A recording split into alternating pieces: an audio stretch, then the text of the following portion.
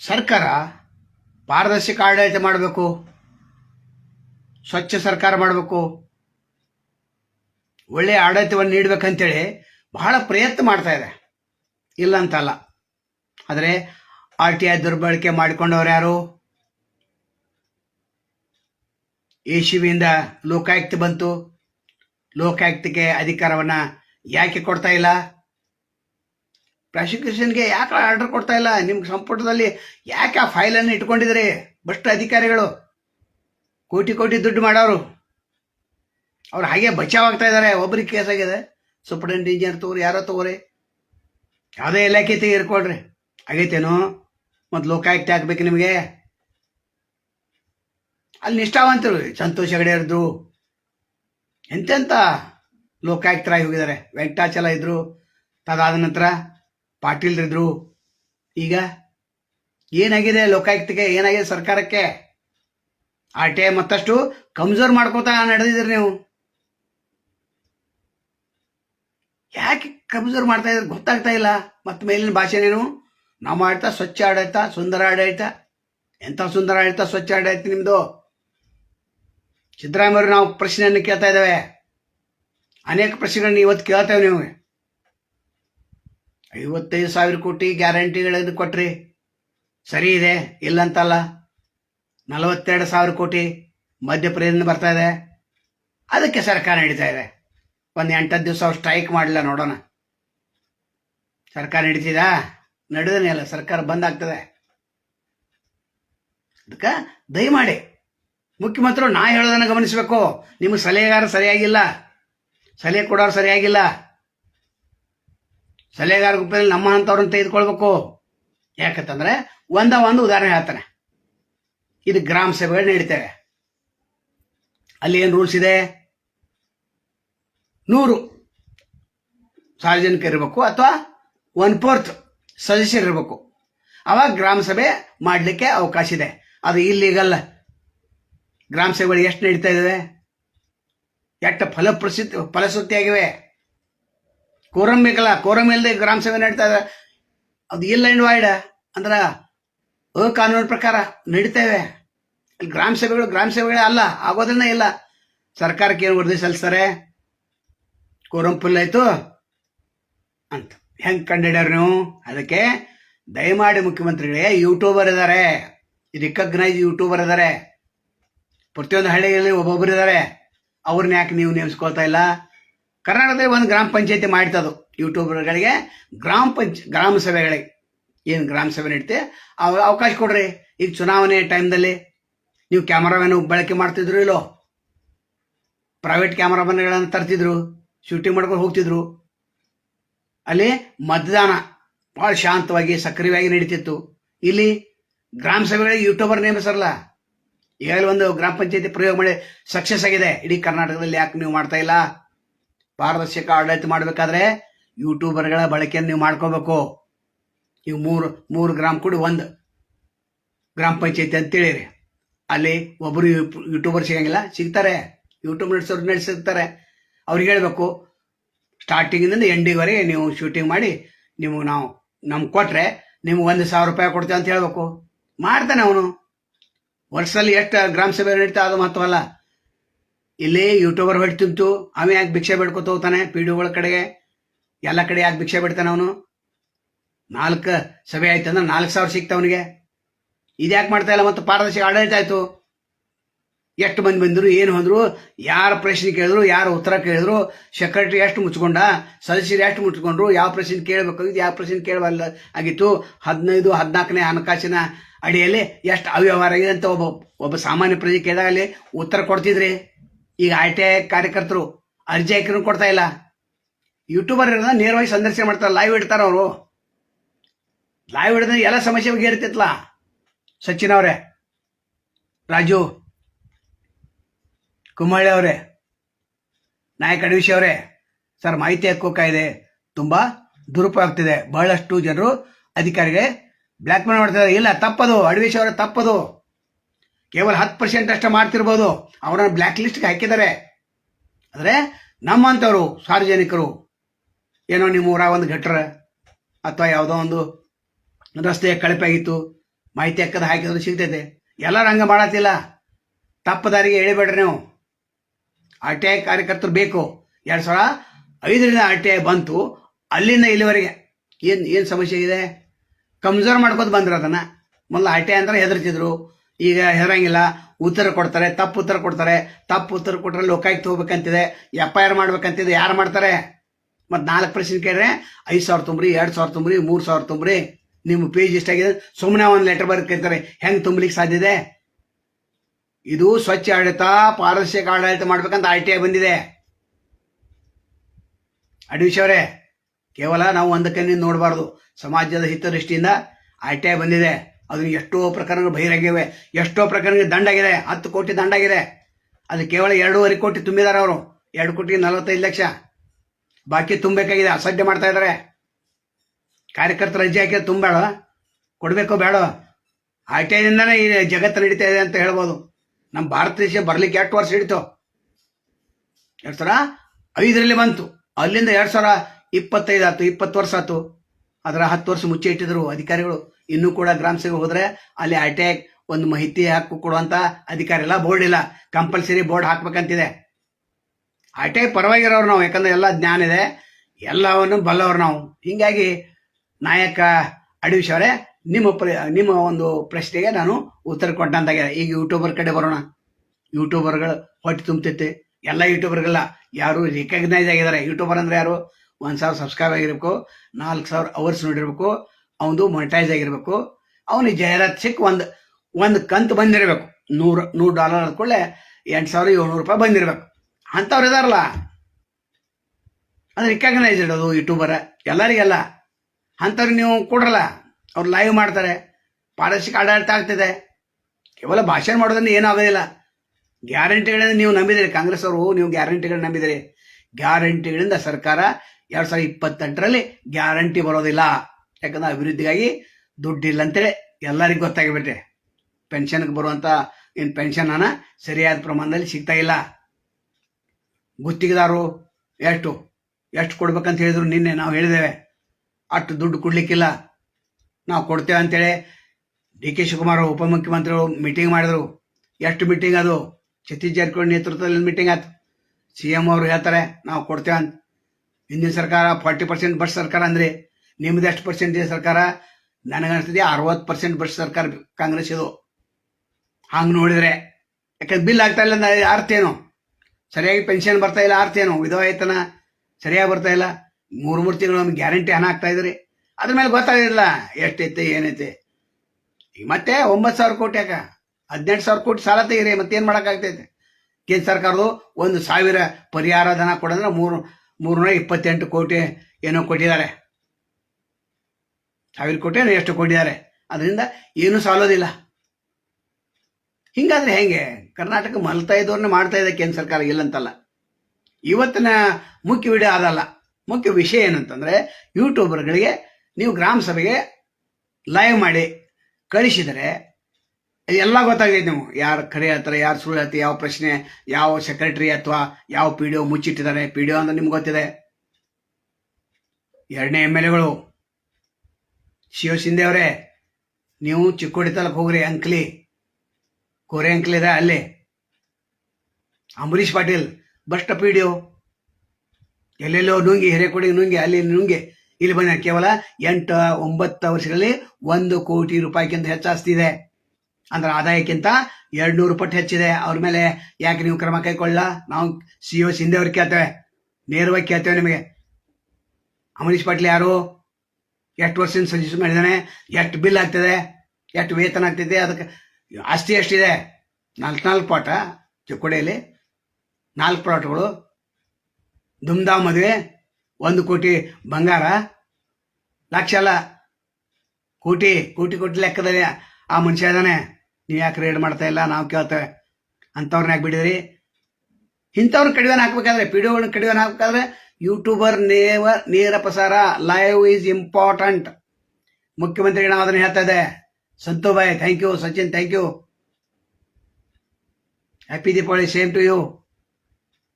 ಅದಕ್ಕೆ ಯೂಟ್ಯೂಬರ್ಗಳ ಬಳಕೆ ಮಾಡೋದ್ರಿಂದ ಪಾರದರ್ಶಕ ಆಡಳಿತ ಹೆಚ್ಚಾಗ್ತೈತೆ. ಅಲ್ಲಿ ಅಧ್ಯಕ್ಷ ಉಪಾಧ್ಯಕ್ಷ ಏನು ಮಾಡ್ತಿಂತ ಊರಾಗಿನವರಿಗೆ ಯಾಕಂದ್ರೆ ಊರಾಗಿನವ್ರು ಲೈವ್ ನೋಡ್ತಾರೆ. ಅವ್ನು ಹೇಳ್ತಾನ, ನೋಡಪ್ಪ ಇವತ್ತು ಲೈವ್ ಐತೆ ಅಂತೇಳಿ. ನೀವು ರಿಕ್ಷಾದಾಗ ಗ್ರಾಮ ಸಭೆ ಅಂತ ಓದಿರ್ತಿರಲ್ಲ, ಹಂಗೆ ನೇರ ಸಂದರ್ಶನ, ನೇರ ಲೈವ್ ಇದೆ ಅಂದ್ ಬಂದು ಕೂಡ್ರಿ ಅಂತಂದ್ರೆ ಬರ್ತಾರೆ. ಈಗ 100 ಸದಸ್ಯರು ಇರ್ಬೇಕಂತ ಕಂಪಲ್ಸರಿ ಇದೆ ಒಂದು ಗ್ರಾಮ ಸಭೆಗೆ. ಇಲ್ಲ ಅದು ಕೋರಂ ಫುಲ್ ಆಗಿಲ್ಲ, ಮಾಡ್ಲಿಕ್ಕೆ ಬರೋದಿಲ್ಲ. ಒಂದು ಪೂರ್ತ ಸದಸ್ಯರು ಇರ್ಬೇಕಾಗ್ತದೆ. ಅವರೆಲ್ಲಿರ್ತಾರೆ? 2 ಜನ 3 ಇರ್ತಾರೆ. ಜನ ಎಷ್ಟು 60-70 ಇರ್ತಾರೆ. ಈ ಗ್ರಾಮ ಸಭೆ ನಡೆದ ನಿಲ್ ಅಂಡ್ ವೈಡ್ ಅದು, ಕಾನೂನು ಬಾಹಿರ ಅದು. ಇದು ಗೊತ್ತಿಲ್ಲ, ಯಾಕಂದ್ರೆ ಯಾರಿಗೆ ಹೇಳೋದಿಲ್ಲ. ಸದಸ್ಯರು ಅದನ್ನ ಮುಚ್ಚಿಟ್ಟಿರ್ತಾರೆ ಅಥವಾ ಗೊತ್ತಿದ್ರು ಹೇಳಂಗಿಲ್ಲ. ಯಾಕಂದ್ರೆ ತಮ್ಮ ಗ್ರಾಮ ಪಂಚಾಯತಿ ಅಪಮಾನ ಆಗ್ತೈತೆ. ಅದು ಮೇನ್ ಇಲ್ಲಿರೋದು ಯೂಟ್ಯೂಬರ್ ಕೆಲಸ ಬಹಳ ಮಹತ್ವ ಇದೆ. ಚುನಾವಣೆ ಟೈಮ್ನಲ್ಲಿ ಯಾವ ರೀತಿ ನೀವು ಬಳಕೆ ಮಾಡ್ತಿದ್ರೆ ಬಳಕೆ ಮಾಡ್ರಿ. ಅವಾಗ ಯೂಟ್ಯೂಬರ್ ಏನು ಮಾಡ್ತಾನೆ, ಯೂಟ್ಯೂಬ್ ಮಾಡಿ 1 ತಾಸು 2 ತಾಸು 3 ತಾಸು ಮಾಡ್ತಾನೆ. ಒಂದು ತಾಸಿಗೆ ಇಂತಿಷ್ಟು ಅಂತಾನ್ರಿ, ತಾಸಿಗೆ 500 ರೂಪಾಯಿ ಅಂತಾನ್ರಿ. ಅರ್ಧ ತಾಸಿಂದ 700 ರೂಪಾಯಿ ತಗೋತಾನೆ. 3 ತಾಸು ಆಯ್ತಂದ್ರೆ ಅವನಿಗೆ ಹೊಟ್ಟೆ ತುಂಬತೈತಿ. ಇದು ಮಾಡಬೇಕು. ಸರ್ಕಾರ ನಡಿಬೇಕಾದ್ರೆ ಕೆಲವೊಂದು ಬದಲಾವಣೆಗಳು ಮಾಡ್ಬೇಕಲ್ಲ. 6ನೇ ಗ್ಯಾರಂಟಿ ಮಾಡ್ರಿ. ಪಾರದರ್ಶಿ ಆಡಳಿತಕ್ಕೆ ಯೂಟ್ಯೂಬರ್ಗಳ ಬಳಕೆ. ಈಗ ಹೆಂಗ ಗಣತಿ ಮಾಡಿದ್ರಿ, ಇನ್ನು ಎಕ್ಸ್ಟೆಂಡ್ ಮಾಡತ್ತೀರಿ, ಮಾಡ್ರಿ, ಸ್ವಾಗತ. ಯಾಕಂದ್ರೆ ಎಲ್ಲರಿಗೆ ನ್ಯಾಯಬದ್ಧ ಸಿಗ್ಬೇಕಲ್ಲ. ಮೊದಲೇನು ಹೇಳಿದ್ರಿ, ನಾವು ಎಕ್ಸ್ಟೆಂಡ್ ಮಾಡಂಗಿಲ್ಲ ಅಂತಂದ್ರೆ, ನಂತರ 8 ದಿವಸ ಮಾಡ್ರಿ, ಈಗ ಮತ್ತೆ 8 ದಿವಸ. ಇನ್ನೂ ಸರಿಯಾಗಿ ಅದು ವರ್ಕ್ ಆಗ್ತಾ ಇಲ್ಲ, ಡಾಟಾ ಕರೆಕ್ಟಾಗಿ ಸಿಗ್ತಾ ಇಲ್ಲ. ಇನ್ನು ಡಿಸೆಂಬರ್ದಲ್ಲಿ ಕೇಂದ್ರ ಸರ್ಕಾರ ಗಣತಿ ಬರ್ತಾ ಇದೆ. ಇಲ್ಲಿ ಪಾರದರ್ಶಕ ಆಡಳಿತ ನಡಿಬೇಕು. ಯುವಕರು ರೆಡಿ ಆಗ್ಬೇಕು, ದೇಶದ ಯುವಕರೆಲ್ಲ ರೆಡಿ ಆಗ್ಬೇಕು, ರಾಜ್ಯದ ಯುವಕರು ರೆಡಿ ಆಗ್ಬೇಕು. ಈಗ RSS 83,000 ಶಾಖೆಗಳಿವೆ, 1 ಕೋಟಿ ಅಂತಾರೆ ಅವರು. ಕರೆಕ್ಟೇನಿದೆ, ಅದು ರಿಜಿಸ್ಟ್ರೇಷನ್ ಇಲ್ಲ. ಅಲ್ಲಿ ಪಾರದರ್ಶಕ ಆಡಳಿತ ಹೆಂಗೈತೆ ಅಂತ ನಾವು ನಂಬೋದು. RSS ಪರ್ಯಾಯವಾಗಿ ಚಂದ್ರಶೇಖರ್ ರಾವಣ್ ಅವರು ಭೀಮ್ ಆರ್ಮಿ ತೆಗೆದಾರ. ಭೀಮ್ ಆರ್ಮಿಗೆ ಎಷ್ಟು ಜನ ಸಪೋರ್ಟ್ ಕೊಡಬೇಕು? ಸಾಕಷ್ಟು ಜನ ಸಪೋರ್ಟ್ ಕೊಡ್ಬೇಕಲ್ಲ ಭೀಮ್ ಆರ್ಮಿಗೆ. ಅದು ಯಾವುದೋ ಒಂದು ಆರ್ಮಿ ಅಲ್ಲ, ಅದು ಅನ್ಯಾಯ ಪರ ಸಂಘಟನೆ. ಅದು ಸಣ್ಣ ಪ್ರಮಾಣದಲ್ಲಿ, ಅದನ್ನು ದೊಡ್ಡ ಪ್ರಮಾಣದಲ್ಲಿ ಬೆಳೆಸ್ರಿ. ಸುಭಾಷ್ ಚಂದ್ರ ಬೋಸ್ ಅವರು ಹೆಂಗೆ ಸೈನ್ಯವನ್ನು ಕಟ್ಟಿದ್ರು, ಹಂಗೆ ಸೈನ್ಯವನ್ನು ಕಟ್ಟುವಂಥ ಅಗತ್ಯ ಇದೆ ಇವತ್ತು. ಕಾಂಗ್ರೆಸ್ ಸೇವಾದಳ ಇದೆ, ಅದು ಇಲೆಕ್ಷನ್ ಟೈಮ್ದಾಗ ಟೋಪಿ ಹಾಕೊಂಡು ಬಂದು ನಿಲ್ತಾರೆ. ಚಂದು ತಳವಾರ್ ಅವರು ಭ್ರಷ್ಟರ ಪಾಲಿ ಶ್ರೀನಿವಾಸಪ್ಪನ ಸದಾನಂದ ಸಾಹೇಬರಿಗೆ ಬೆಳಕಿನ ಹಬ್ಬ, ದೀಪಾವಳಿ ಹಬ್ಬದ ಹಾರ್ದಿಕ ಶುಭಾಶಯಗಳು. ಇಲ್ಲ, ಬೆಳಕಿನ ಹಬ್ಬ ಇಲ್ಲಿದು. ನೀವು ತಪ್ಪು ವರದಿ ಮಾಡ್ತೀರಿ. ಚಂದ್ರ ತಳವಾರೇ, ಬೆಳಕಿನ ಇರುವಂಥದ್ದು ಬೆಳಕಿನ ಹಬ್ಬ ಅಲ್ಲ. ಕತ್ತಲೆಯಿಂದ ಬೆಳಕಿನಡೆಗೆ ಬರೋದೇ ಬೆಳಕಿನ ಹಬ್ಬ. ನೀವು ಲೈಟ ಸರ ಹಚ್ಚಿ ಧೂಮ್ಧಾಮ್ ಪಟಾಕ್ಷಿ ಹರಿಸ್ರ ಅಲ್ಲ, ಪೂಜೆ ಪುರಸ್ಕಾರ ಮಾಡ್ರ ಅಲ್ಲ. ನೀವು ದೀಪಾವಳಿ ಅಂದ್ರೆ ದೀಪಗಳ ಹಬ್ಬ ಅಲ್ಲ, ಅದು ಅರಿವಿನ ಕೊರತೆ ನಿಮ್ಮದು. ಕತ್ತಲೆಯಿಂದ ಬೆಳಕಿನಡೆಗೆ ಬರೋದೇ ದೀಪಾವಳಿ. ನಿಮ್ಮ ಪ್ರತಿಯೊಂದು ನಾವು ಕಾಮೆಂಟ್ಗೆ ಉತ್ತರ ಕೊಡ್ತೇನೋ. ಸಚಿನ್ ಹ್ಯಾಪಿ ಬರ್ತ್ಡೇ ಅಂತ, ಹ್ಯಾಪಿ ದೀಪಾವಳಿ ಅಂತ ಭಾಳ ಸಲ ಮಾಡ್ತಾರೆ. ಒಮ್ಮೆ ಮಾಡ್ರಪ್ಪ ಅಂತ ಹೇಳಿದೆ. ದಯಮಾಡಿ ಸರ್ಕಾರ ಇದನ್ನು ಗಮನಿಸಬೇಕು. ಯೂಟ್ಯೂಬ್ಗಳಿಗೆ ಹೆಚ್ಚು ಅವಕಾಶವನ್ನು ಕೊಡಬೇಕು. ಚಂದ್ರಶೇಖರ್ ರಾವಣ್ ಅಷ್ಟೇ ಅಲ್ಲ, ಕನ್ನಯ್ಯ ಕುಮಾರ್ ಇದಾರೆ. ಕನ್ನಯ್ಯ ಕುಮಾರ್ ಎಂಥ JNU ಮಾಜಿ ಪ್ರೆಸಿಡೆಂಟ್, ಕ್ರಾಂತಿಕಾರಿ ಯುವಕ. ಆತನ ಕಾಂಗ್ರೆಸ್ ಅವ್ರು ತೊಗೊಂಡ್ರಿ, ಭಾಳ ದೊಡ್ಡ ಮೆರವಣಿಗೆ ಮಾಡಿ ತೊಗೊಂಡ್ರಿ. ಈಗ ಬಿಹಾರ್ ಚುನಾವಣೆಯಲ್ಲಿ ಅವ್ರನ್ನ ಎಷ್ಟು ಉಪಯೋಗ ಮಾಡ್ಕೊಂಡ್ರಿ, ಎಷ್ಟು ಉಪಯೋಗ ಮಾಡೋರಿದ್ದಾರೆ ಅಂತ. ಹಾರ್ದಿಕ್ ಪಟೇಲ ಅವರು ಪಾಟೀದಾರ ಸಮಾಜದ ದೊಡ್ಡ ಲೀಡರ್. ಅವ್ರು BJP ತೊಗೊಂಡ್ರಿ, ಶಾಸಕ ಮಾಡ್ರಿ, ಮೂಲೆ ಗುಂಪು ಮಾಡ್ರಿ. ಶಾಸಕ ಮಾಡೋದು ಮೂಲೆ ಗುಂಪು ಮಾಡೋದು. ಯಾಕಂದ್ರೆ ಪ್ರೆಸಿಡೆಂಟ್ ಕೇಳಲಿಕ್ಕೆ ಅವಕಾಶ ಕೊಡಲಿಲ್ಲ ಅಂದರೆ ಮೂಲೆ ಗುಂಪನ. ಕಾಂಗ್ರೆಸ್ ಅವ್ರು ನೀವೆಷ್ಟು ಹೊಸ ಶಾಸಕರಿಗೆ ಪ್ರೆಸಿಡೆಂಟ್ ಕೇಳಲಿಕ್ಕೆ ಅವಕಾಶ ಕೊಟ್ರಿ? ಯುವಕರಿಗೆ, ವಿಶೇಷವಾಗಿ ಯುವಕರಿಗೆ ಏನು ಪ್ರಶ್ನೆ ಕೇಳಕ್ಕೆ ಬರೋದಿಲ್ಲ? ಎಲ್ಲ ಹಿಂದಿನವರೇ ಕೇಳ್ಬೇಕಾ ಪ್ರಶ್ನೆ? ಇಲ್ಲ. ಅದಕ್ಕೆ ಯುವಕರು ಬೆಳಿಬೇಕು, ಯುವಕರು ಜಾಗೃತ ಆಗಬೇಕು. 18 ಇಂದ 35 ವರ್ಷ ಯುವಕರು ಮುಂದೆ ಬರಬೇಕು. ದೇಶ ಸುಧಾರಣೆ ಆಗ್ಬೇಕು, ರಾಜ್ಯ ಸುಧಾರಣೆ ಆಗ್ಬೇಕು. ಇದೆಲ್ಲ ಮಾಡಬೇಕಾದ್ರೆ ಪಾರದರ್ಶಕ ಆಡಳಿತ. ಮತ್ತಲ್ಲೇ ಬಂತು ನಾವು ತಿರಿ ಮತ್ತೆ ITI ಬಂತದು. ITI ಮಾಹಿತಿ ಕೊಡೋದ್ರಿಂದ, ಸಾರ್ವಜನಿಕ ಹಿತದೃಷ್ಟಿಯಿಂದ ಕೊಡೋದ್ರಿಂದ, ನಾವೇನಂತೆ ಸಾರ್ವಜನಿಕ ಹಿತದೃಷ್ಟಿಯಿಂದ ಯಾರು ಅರ್ಜಿ ಕೊಟ್ಟಿರ್ತಾರೆ ಅವರಿಗೆ 4 ಮಂದಿ 5 ಮಂದಿ 10% ಭ್ರಷ್ಟ ಇರೋರಲ್ಲ, ಇಲ್ಲ ಯಾರು ಅಂತಾರೆ. ವಕೀಲರಲ್ಲಿ ಭ್ರಷ್ಟ ಇದ್ದಾರೆ, ಪೊಲೀಸ್ ಡಿಪಾರ್ಟ್ಮೆಂಟ್ ಭ್ರಷ್ಟ ಇದ್ದಾರೆ, ಎಲ್ಲ ಡಿಪಾರ್ಟ್ಮೆಂಟ್ ಎಲ್ಲಿ ಶಾನೆ ಇದ್ದಾರೆ. ಎಲ್ಲ 100% ಪ್ಯೂರ್ ಎಲ್ಲಿದೆ? ಯಾರೋ RTI ಕರ್ತ ದುರ್ಬಳಕೆ ಮಾಡ್ತಾರಂತ ನೀವು ಪ್ರಶ್ನೆ ಹಾಕಿರಲ್ಲ, ಇಲ್ಲದು ತಪ್ಪದು. ಯಾವಾಗ 60% 70% ಐತೆ ಅವಾಗ ಹೇಳ್ಬೇಕು ನೀವು. ಎಲ್ಲರೂ ಮಾಹಿತಿ ಕೊಟ್ಟರೆ ಗಪ್ ಕೊಡ್ತಾರಲ್ಲ ಅವರು, ತಮ್ಮ ಚಿಕ್ಕ ಚಿಕ್ಕ ಪತ್ರಿಕೆಗಳಲ್ಲಿ, ಯೂಟ್ಯೂಬ್ಗಳಲ್ಲಿ. ನಾವು ಎಷ್ಟೋ ಆಟೆ ಹಾಕಿದ್ದೇವೆ, ನಮ್ಗೆ ಉತ್ತರ ಕೊಟ್ರೆ ಅವರು 5 ರೂಪಾಯಿ ಪೋಸ್ಟಲ್ ಹಾಕಿದ್ರೆ 10 ರೂಪಾಯಿ ಹಾಕಂಡು 10 ರೂಪಾಯಿ ಹಾಕಿ ಕಳಿಸಿದ್ವು ಭಾವನ್ ಸೌಂದತ್ತಿಗೆ. ಅಲ್ಲಿ ಹಿರುಗೌಡ ಮಗ ಧೂಳ್ಗೌಡ ಇದ್ದಾರೆ, ಅವ್ರು ಹೇಳ್ಬೇಕಾಯ್ತಲ್ಲ ಫೋನ್ ಮಾಡಿ, ಸರ್ ಇನ್ನೊಂದು 5 ರೂಪಾಯಿ ನಾನಾ ಪೋಸ್ಟಲ್ ಆರ್ಡರ್ ಹಾಕ್ತಾನೆ, ಮತ್ತು ನೀವು ಮಾಹಿತಿ ಕೇಳಿದು ಕೊಡ್ತೇನೆ ಅಂತೇಳಿ ಕೊಡಕ್ಕೆ ಬರಂಗಿಲ್ಲ ಅವರಿಗೆ. 14ನೇ ಮತ್ತು 15ನೇ ಹಣಕಾಸಿಂದ ಏನು ಅವ್ಯವಹಾರ ಆಗಿದೆ, ವೋಚರ್ ಕೇಳ್ತೇವೆ, ಏನೇನು ಕೇಳ್ತೇವೆ ನಾವು, MB ಕೇಳ್ತೇವೆ, ನಕ್ಷೆ ಕೇಳ್ತೇವೆ, ಏನೇನು ಕೇಳ್ತೇವೆ, ಕೊಡ್ಲಿಕ್ಕೆ ಬರೋದಿಲ್ಲ ಅವರು. ಕೊಟ್ಟರೆ ಚಿಕ್ಕೊಂದು ಹಾಕ್ಕೊಳ್ತಾರೆ, ಅದು ಆಗೋದಿಲ್ಲ ಬಸ್ಟರ್ ಪಾಲಿಗೆ. ಅದೇ ಹೇಳೋದು, ಆಟೆ ಏನಿದೆ ಅದು ಬಳಕೆ ಆಗಬೇಕು, ಸದ್ಬಳಕೆ ಆಗಬೇಕು, ನಿಜ ಇದೆ, ಇಲ್ಲ ಅಂತಲ್ಲ. ಯಾರೋ ಶಾಸಕರು ಮಹಂತೇಶ ಕೌಜಲಿಯವರು ಸರ್ಕಾರವನ್ನು ತರಾಟೆ ತೆಗೆದುಕೊಂಡು RTI ಕಾರ್ಯಕರ್ತರು ಭಾಳ ತೊಂದರೆಯನ್ನು ಉಂಟು ಮಾಡ್ತಾ ಇದ್ದಾರೆ ಅಧಿಕಾರಿಗಳಿಗೆ ಅಂತ. ಅಧಿಕಾರಿಗಳಿಗೆ ಎಲ್ಲಿ ತೊಂದರೆ ಆಗೈತಿ? ಅದು ಒಳ್ಳೇದು, RTI ಹಾಕಿರಿ, 10 ಕೋಟಿ ಇದನ್ನಿದೆ ಕೊಡ್ಬೇಕಂತಿದೆ, 2,45,00,000 ಯಾಕೆ ಕೊಟ್ರಿನ, ಇನ್ನ ಯಾಕೆ ಕೊಟ್ಟಿಲ್ಲ? ತಿರಸ್ಕಾರ ಭಾವನೆ, ಯಾರು ನಮ್ಮನ್ನು ಕೇಳೋದಿಲ್ಲ. ಈಗಂಗ ಲೋಕಾಯುಕ್ತ ಹಿಡಿದ್ರು ಕೂಡ ಮರುದಿವ್ಸ ಹಾಜರಾಗ್ತಾರೆ. ನಮ್ಗೆ ಯಾವೇನು ಮಾಡೋದಾನೆ, ನಮ್ಮದು ಪಾರದರ್ಶಕ ಎಲ್ಲ ವ್ಯವಹಾರ ಇದೆ, ನಾವೇನು ಆದಾಯಕ್ಕಿಂತ ಹೆಚ್ಚು ಆಸ್ತಿ ಮಾಡಿಲ್ಲ ಅಂತೇಳಿ ಹೇಳ್ತಾರೆ. ಮುಂದೆಲ್ಲ ಫೈಲ್ ಕ್ಲೋಸ್. ಯಾಕಂದ್ರೆ ಇಲ್ಲಿ ಕಾನೂನು ವ್ಯವಸ್ಥೆ ಹದಗೆಟ್ಟಿದ್ದ ಅಂತ ಹೇಳ್ಬೋದು. ACB ಇತ್ತು, ACB ಏನು ಮಾಡಲಿಲ್ಲ. ಅದನ್ನ ದುರ್ಬಳಕೆ, ಒಂದು ಕಮ್ಜೋರ್ ಮಾಡ್ಬೇಕಂತೆ ಸಿದ್ದರಾಮಯ್ಯ ಅವರು ತಂದ್ರವರು. BJP ಅವರು ಎಚ್ಚೆತ್ಕೊಂಡ್ರು ಹಿಂದಿನ ಸರ್ಕಾರದಲ್ಲಿ. ಮತ್ತು ಲೋಕಾಯುಕ್ತ ತಂದರು. ಜನರಿಗೆ ಅನಿಸ್ತು, ಲೋಕಾಯುಕ್ತ ತಂದ್ರೆ ನಮಗೇನಾರ ಚಲೋ ಆಗ್ತೈತಿ, ಒಳ್ಳೇದಾಗ್ತೈತಿ, ಪಾರದರ್ಶಕ ಆಡಳಿತ ಆಗ್ತೈತಿ. ಒಟ್ಟ 10 ಇಲಾಖೆ ಬಿಟ್ಟು ಅವೇನು ಗೌಪ್ಯತೆ ಕಾಪಾಡಬೇಕು, ವೈಯಕ್ತಿಕವಾಗಿ ಮಾಹಿತಿ ಕೇಳಬಾರ್ದು ಅಂತದ್ದು ಇದೆ. ಅದು ಬಿಟ್ಟರೆ ಎಲ್ಲ ಇಲಾಖೆಗಳು ಏನು ಅನುದಾನಿತ ಶಾಲೆ ಕಾಲೇಜುಗಳು ಕಳಿಸತಿ ಕೊಡಬೇಕು. ಅನುದಾನಿತ ಅಲ್ಲದಲ್ಲ, ಅನುದಾನಿತ ಶಾಲೆಗಳು ಸರ್ಕಾರದ ಅನುದಾನ ಪಡೆದ ಅವರು ಕೊಡ್ಬೇಕಂತಿದೆ. ಎಷ್ಟು ಕೊಡ್ತಾರೆ ಅವರು? ಕೇಳಿಕೊಳ್ಳೆ ಕೊಡಂಗಿಲ್ಲ. ಧಮಕಿ ಹಾಕಿದ 107 ಜನ ತೀರ್ಕೊಂಡಿದ್ದಾರೆ ಈ RTIದಿಂದ. ಮತ್ತು ಹತ್ಯೆಗೀಡಾಗಿರೋದು ಇಡೀ ದೇಶ ತುಂಬ. ಮತ್ತು 3-4 ಜನ ಇವರು ಕಿರುಕುಳದಿಂದ, ಧಮಕಿ ಕೊಡೋದು ಅದು ಕೊಡೋದ್ರಿಂದ 3-4 ಜನ ತೀರ್ಕೊಳ್ಳೋದು ಸರ್ಕಾರದ ಅಧಿಕೃತ ಆದೇಶದು. ಅದಕ್ಕೆ ಗ್ರಾಮ ಮಟ್ಟದ ಎಲ್ಲ ಯೋಜನೆಗಳು ಅಲ್ಲೇ ಇದಾವಲ್ಲ, 61-70 ಯೋಜನೆಗಳು ಅಲ್ಲೇ, ಕೇಂದ್ರ ಸರ್ಕಾರದಲ್ಲೇ ನೇರವಾಗಿ ಹಣನೂ ಬಿಡುಗಡೆ ಅವ್ರಿಗೆ ಆಗ್ತಾ ಇದೆ. ಅಲ್ಲಿ ಪಾರದರ್ಶಕ ಆಡಳಿತ ಬೇಡ. ಪ್ರಾಥಮಿಕ ಶಾಲೆಗಳು ಗಟ್ಟಿ ಆದ್ರೆ ಹೈಸ್ಕೂಲು, ಕಾಲೇಜು, ಯೂನಿವರ್ಸಿಟಿ. ಮತ್ತು ಇಲ್ಲಿ ಗಟ್ಟಿ ಆಯ್ತಂದ್ರೆ ತಾಲೂಕ್ ಪಂಚಾಯತಿ ಗಟ್ಟಿ, ಜಿಲ್ಲಾ ಪಂಚಾಯತಿ ಗಟ್ಟಿ, ನಂತರ ಮಂತ್ರಿಗಳು. ಇಲ್ಲೇ ಎಲ್ಲ PDOಗಳು ಸೆಕೆಂಡ್ MLAಗಳು. ಅವ್ರ ಆಸ್ತಿ ಬೇನಾಮಿ ಎಷ್ಟಿದೆ ಅದೇ ಹೇಳಿದ ಅಮರೀಶ್ ಪಟೇಲ್. ಅಂಕ್ಲಿ PDO ಈಗ ಹೋಗಿದ್ದಾನೆ, ಅವನು ತೆಗೆದುಕೊಳ್ಬಾರ್ದು ಅಂತೇಳಿ ಒಂದು ಠರಾವ್ ಪಾಸ್ ಮಾಡಿದ್ದಾರೆ. ಯಾರು? ಅಜಿತ್ ಉಮರಾಣಿ ಅಧ್ಯಕ್ಷರು. ಆದರೆ ಅವ್ರ ಮಾತು ಯಾರು ಕೇಳ್ತಾರೆ? ಯಾಕಂದ್ರೆ ಈಗ ನೇಮಕ ಆಗಿ ಬಂದರೆ, ಹಿಂದಿನವರು ಅವ್ರನ್ನೇನೋ ಅಲ್ಲಿ ಹಾಕಿದ್ರು ಅಷ್ಟೇ, ಪರ್ಮನೆಂಟ್ ಇಲ್ಲ, ಹಂಗಾಮಿ ಇದ್ರು. ಈಗ ಇವ್ರು ಬಂದರೆ ಇವ್ರನ್ನ ಹೆಂಗೆ ತೆಗಿಲಿಕ್ಕೆ ಸಾಧ್ಯ ಇದೆ? ಡಿಸೆಂಬರ್ವರೆಗೆ ಅಧ್ಯಕ್ಷರು ಕೇಳ್ತಾರೆ, ಅಜಿತ್ ಉಮರಾಣಿ ಕೇಳ್ತಾರೆ, ನಿಮಗೇನು ಅಧಿಕಾರನೇ ಇಲ್ಲ, ಮುಗಿತೀಗ, ಅವರ ಬಂದು ಕೊಡ್ತಾರೆ, ನೀವು ಬೇಡ ಅಂದ್ರೆ ಬಂದು ಕೊಡ್ತಾರೆ. ಅವಾಗೇನು ಮಾಡೋರು?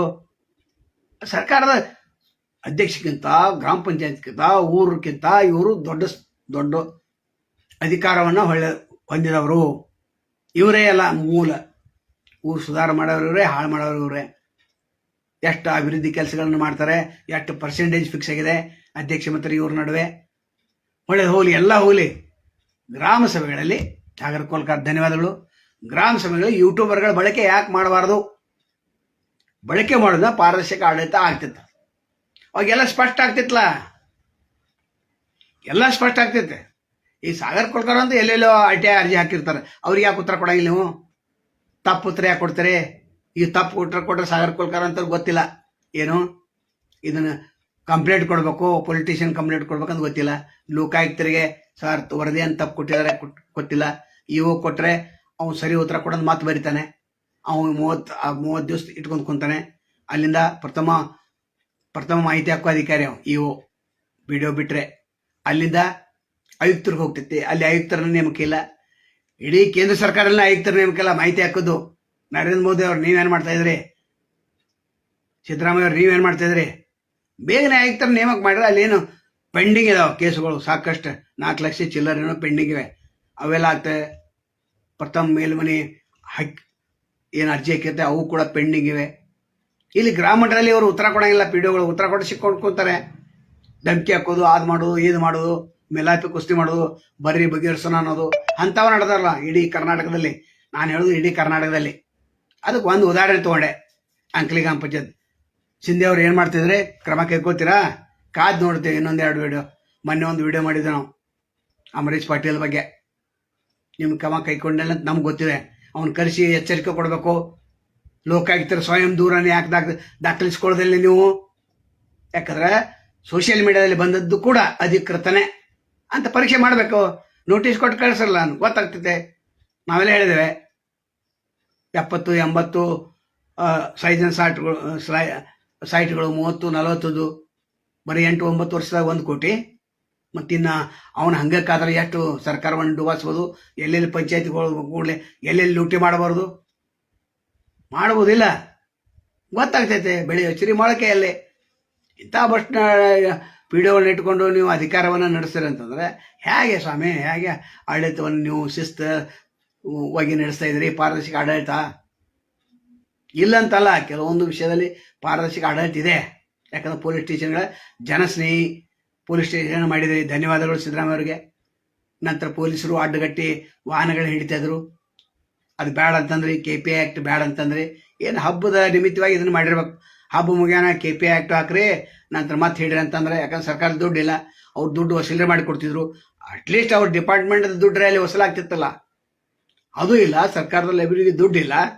ಇಲ್ಲಿ ಪಾರದರ್ಶಕ ಆಡಳಿತ ಮಾಡಬೇಕು, ನೀವು ಯೂಟ್ಯೂಬರ್ಗಳ ಬಳಕೆ ಮಾಡಂತಂದ್ರೆ ನೀವು ಯೂಟ್ಯೂಬರ್ ಬಳಕೆ ಮಾಡೋದಿಲ್ಲ. ಇನ್ನು ಮುಂದೆ ಮಾಡ್ರಿ. ಒಂದು ಸಕ್ಸಸ್ ಆತಿಲ್ಲೋ, ಒಂದು ಗ್ರಾಮ ಪಂಚಾಯತಿ ಸಕ್ಸಸ್ ಆಗಿದೆ ಅಲ್ಲಿ. ಮತ್ತು ಜನರಿಗೆ ಗೊತ್ತಾಗ್ತೈತೆ, ಹೌದಪ್ಪ ನಮ್ಮ ಗ್ರಾಮ ಪಂಚಾಯತಿ ಒಳ್ಳೆ ಆಡಳಿತವನ್ನು ನಡೆಸ್ತಾ ಇದೆ, ನಿಮಗೂ ಹೆಮ್ಮೆ ಆಗ್ತೈತೆ. ಮತ್ತು ಆ ಯೂಟ್ಯೂಬರ್ಗೆ ಹೊಟ್ಟೆ ತುಂಬತೈತೆ. ಯೂಟ್ಯೂಬರ್ ಅಂದರೆ ಎಲ್ಲ ಅಲ್ಲ, ಅಧಿಕೃತ. ಇದೇ ಹೇಳಿಲ್ಲ, 1000 ಸಬ್ಸ್ಕ್ರೈಬ್ ಆಗಿರಕ್ಕೆ ಅವನಿಗೆ 4000 ಅವರ್ಸ್ ನೋಡಿರ್ಬೇಕು, ಮೊನಿಟೈಸ್ ಆಗಿರ್ಬೇಕು. ಅವ ಒಂದು ಬಿಲ್ ಬಂದಿರಬೇಕು ಎಲ್ಲಿಂದ? ಯೂಟ್ಯೂಬರ್ ಕಡೆಯಿಂದ. ಅವು ಯಾವ ಬಿಲ್ ಬರೋದು? $100 ಆದ ನಂತರ. $100 ಆದ ನಂತರ ಭಾರತದಲ್ಲಿ $87 ಅಂತೇಳಿ. $1 ಸಮ 8,700 ಬರ್ತೈತಿ. ಬರಲಿ, ಮತ್ತು ನೀವೇನು ಕೊಡ್ತಿರಲ್ಲ ಅದು. ಮತ್ತು ಅವ್ನು ಗ್ರಾಮ ಪಂಚಾಯತಿ ಅಡ್ಡಾಡ್ತಾನೆ. ಯಾಕೆ ಅವ ಭ್ರಷ್ಟಾಚಾರ ಅವ ಯಾಕೆ ಮಾಡಕ್ಕೆ ಹೋಗ್ತಾನೆ?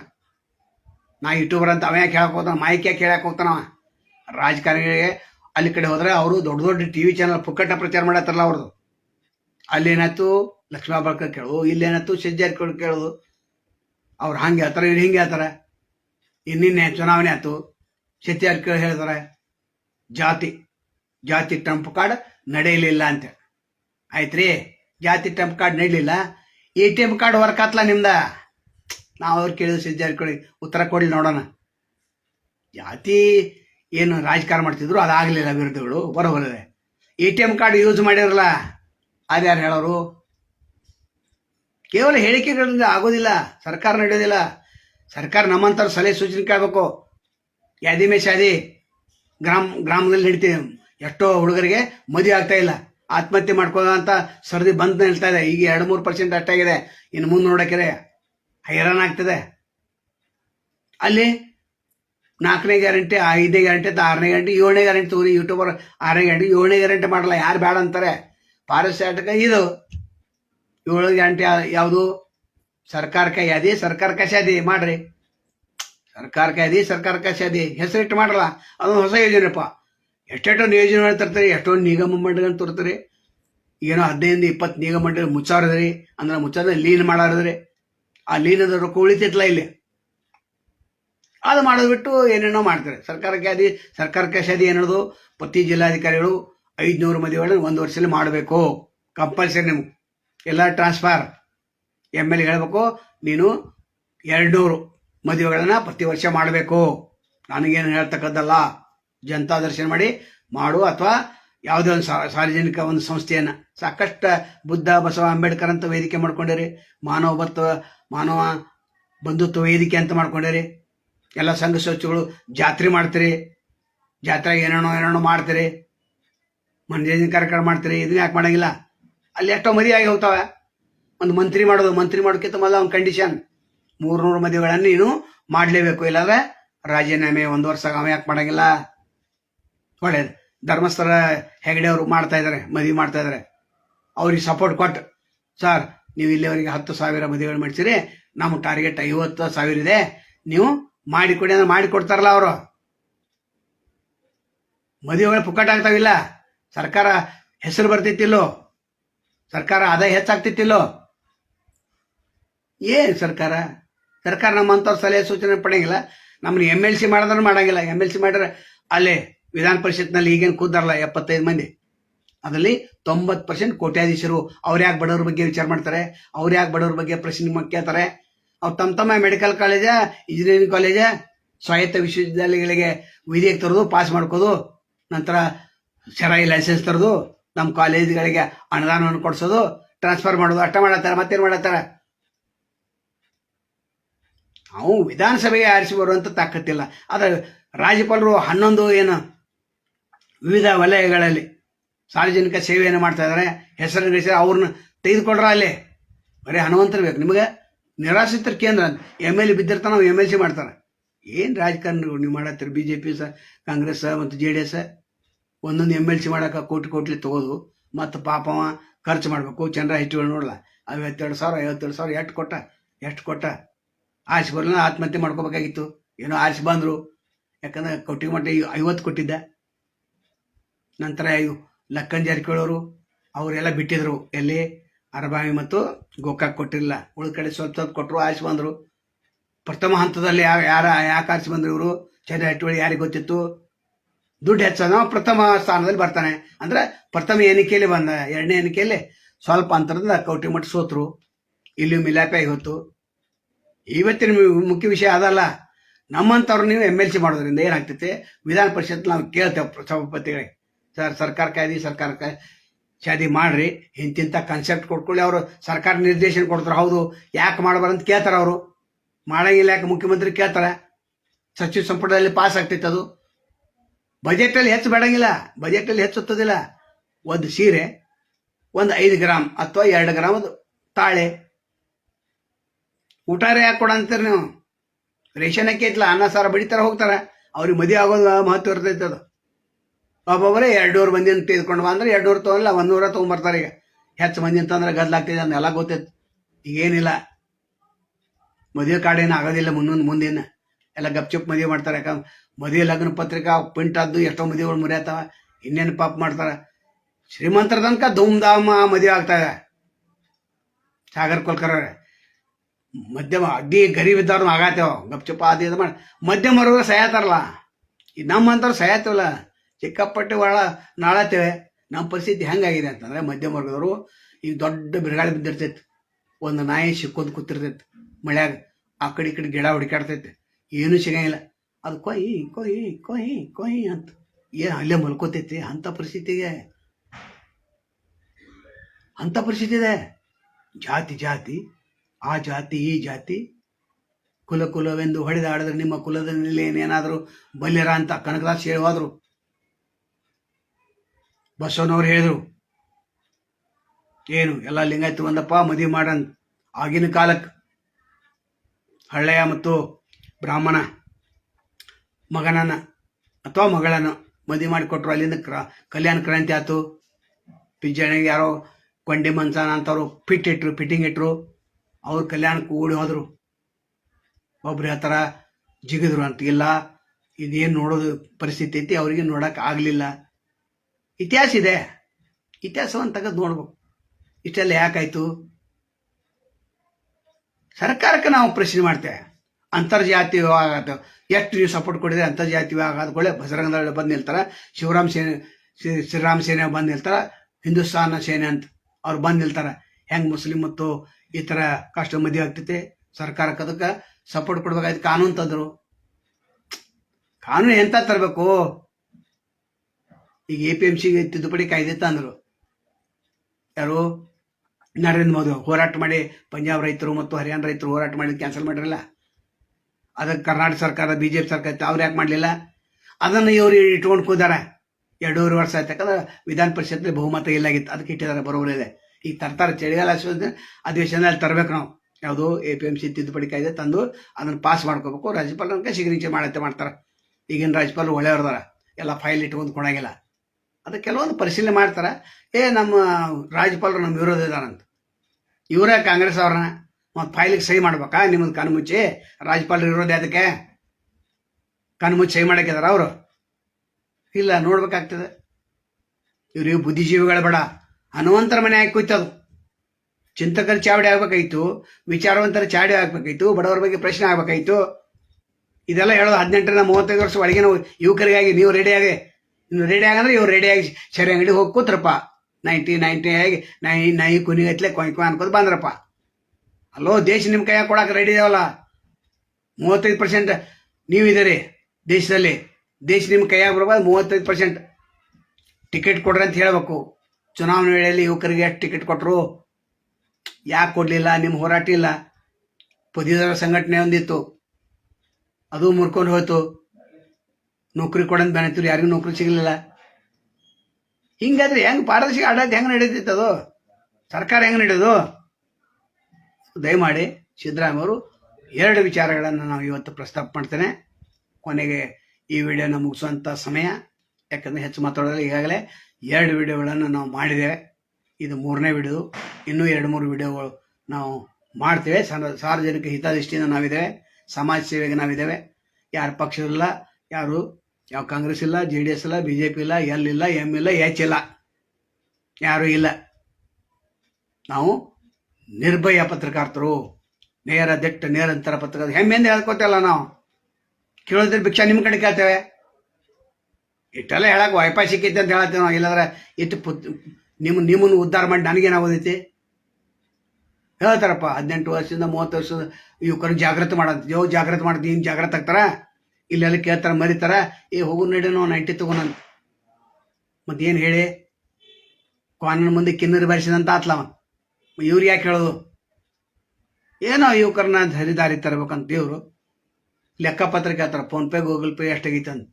ಭಿಕ್ಷಾ ಬೇಡತ್ತೀರ ನಮಗೆ ಕೇಳ್ತಾರೆ. ಏನು ಮಾಡೋರು? ಇಂಥ ಯುವಕರನ್ನ ಏನು ಮಾಡೋರು?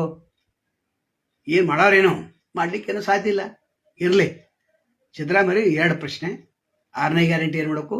ಗ್ರಾಮ ಸಭೆಗೆ ನಡೆಯುವಂಥ ಹೊತ್ತಿನಲ್ಲಿ ಯೂಟ್ಯೂಬರ್ಗಳ ಬಳಕೆ ಮಾಡ್ಕೊಂಡು ಲೈವ್ ಇಡ್ರಿ. ಎಲ್ಲರಿಗೂ ಪಾರದರ್ಶಿ ಆಡಕ್ಕೆ ಸಿಗ್ತೈತೆ. ಹುಡುಗರು ಮದುವೆ ಆಗ್ತಾ ಇಲ್ಲ, ಎಲ್ಲ ಕಾಲು ಕಳ್ಕೊಂಡ್ಯಾರೆ. ನಾವು ಸಹಿತ 2 ವಿಡಿಯೋ ಮಾಡಿದ್ದು. ಒಂದು ಕಾಲು ಕಳ್ಕೋದು ಮಾಡಿದ್ದು, ಒಂದು ಕಾಲು ಬೀಳೋದು ಮಾಡಿದ್ದು. ಅಂದ್ರೆ ಹೆಂಗೆ ಮದುವೆ ಆಗ್ಬೇಕು ಅಂತ ಹೇಳಿದ್ದು, ಹೆಂಗೆ ಮದುವೆ ಆಗಿಲ್ಲ ಅಂತ ಹೇಳಿದ್ದು. ಇನ್ನೊಂದು ವಿಡಿಯೋದಲ್ಲಿ ಹೆಂಗೆ ಯಾಕೆ ಮದುವೆ ಆಗ್ತಾ ಇಲ್ಲ ಅಂತ ಹೇಳಿದೆ. ಚಂದು ತಳವರೆ ಭಟ್ರ ಪಾಲಿಗೆ ಆಯಿತು, ನಿಮ್ದ ಮತ್ತು ಓದೋದಾಯ್ತು. ಅದಕ್ಕೆ ದಯಮಾಡಿ ಈ 2 ವಿಷಯಗಳನ್ನು ಸರ್ಕಾರದವ್ರು ಗಂಭೀರವಾಗಿ ತೆಗೆದುಕೊಳ್ಬೇಕು. ಮತ್ತು ಅಂಬರೀಷ್ ಏನು ಪಾಟೀಲ್ ಇದ್ದಾನೆ, ಅವು ತಕ್ಷಣ ಸಸ್ಪೆಂಡ್ ಆಗಬೇಕು, ಅಮಾನತುಗೊಳಿಸ್ಬೇಕು, ಲೋಕಾಯುಕ್ತ ತನಿಖೆ ಆಗಬೇಕು, CEO ರಾಹುಲ್ ಸಿಂಧೆ ಅವರು ಕ್ರಮ ಜರುಗಿಸಬೇಕು. ನಮಸ್ಕಾರ.